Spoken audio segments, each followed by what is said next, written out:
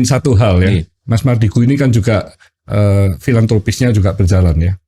Saya juga tahu banyak sekali membina mengangkat yatim piatu ya. Iya.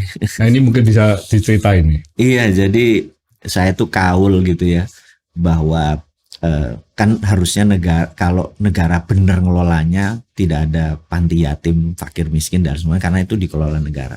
Tapi saya lihat kayaknya nggak mampu negara ini. Daripada kita cuma bengok-bengok toh, kita berkontribusi. Jadi saya memelihara anak dari umur, tapi laki ya, kita memang susah karena kalau ada wanita, kakak asuhnya juga wanita, jadi terlalu rumit, jadi kita ngambil laki. Jadi sejak tahun 1996 kita buat Rumah Yatim Indonesia. 96. Jadi sebelum krisis ya. Sebelum krisis. Jadi alhamdulillah udah 26 tahun saat ini. Jadi setiap kita ambil, ya saat ini kita ada 60 lebih panti yang di bawah kita. Satu panti itu rata-rata 100 anak, jadi 6.000 anak kita piara.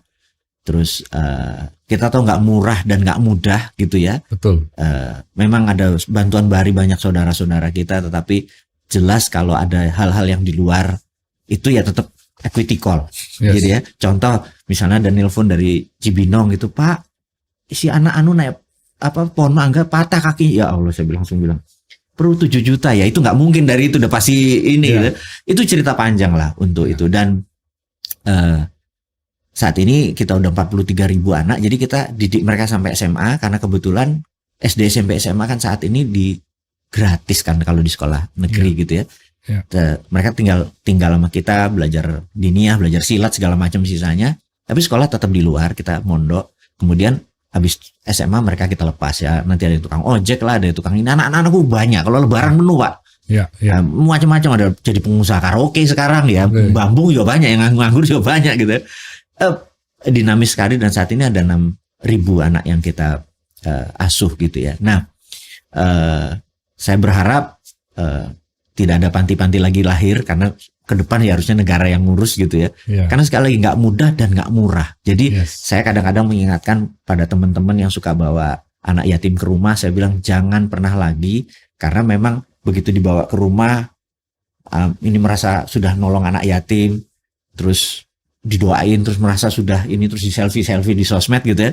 Begitu pulang anak itu nangis Pak, karena mereka biasa di kesepian, ini punya keluarga utuh kan, bahagia, itu kan mereka iri sekali. Jadi kalau memang sayang anak yatim, itu bawa mereka ke jalan-jalan kemana, makan kemana, itu bawa mereka keluar, jangan bawa ke rumah gitu. Dan jangan dipamer-pamerin ini, udah didoain udah 40 anak yatim, jangan. Nah, karena mereka luka. Yang susah itu adalah begitu mereka luka kan, saya datang, saya malam Jumat biasa suka datang, saya dengar mereka, kalau di Jakarta ada 6 lokasi kan, mereka cerita, Pak saya sedih Pak, kemarin ke rumah ini Pak, saya kangen nggak ada. Wah, saya bilang yang paling berat itu adalah kita ngasih telinga Pak, bukan ngasih duit Pak.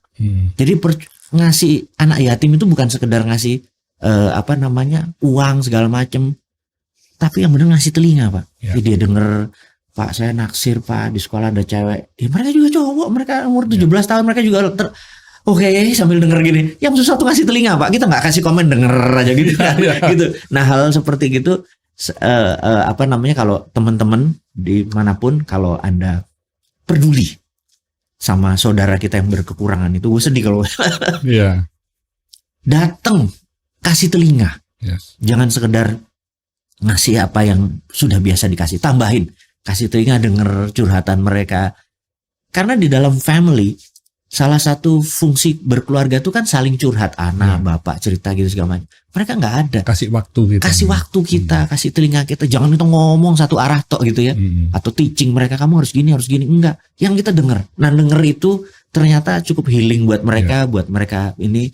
Jadi teman-teman di rumah atau dimanapun Anda berada, selain Anda berkontribusi secara materi, materi itu adalah kasih hati Anda, kasih waktu Anda, dan kasih telinga Anda. Dan saya pikir ini akan membuat perubahan. Betul. Karena anak-anak ini energinya lebih. Mereka powerful sekali, kuat sekali, dan kadang-kadang idenya liar dan jenius. Jadi saya pikir ini adalah salah satu putra bangsa yang terbaik yang harus kita piara. 26 tahun bukan waktu yang singkat Pak. Luar biasa. Gitu kira-kira. Dan mendengar itu kan juga akhirnya yang mendengarkan itu bisa lebih bahagia karena penuh dengan syukur kan ya. Bisa mensyukuri apa yang yang sudah terjadi di dia gitu. Betul, ya. Betul Pak, betul. Saya sendiri saat ini lagi membangun sekolah SMK khusus untuk anak yatim piatu Terlantar. di Nongko Jajar. Oh, siap. Di situ ada asrama perempuan, ada asrama laki-laki, dan kami punya tujuan 80% harus menjadi wirausaha mandiri. Cocok. Jadi nanti kami ajarkan bagaimana sih berwirausaha agar lulus dari sekolah itu bisa sudah mandiri, nggak perlu harus cari kerja atau apa. Benar.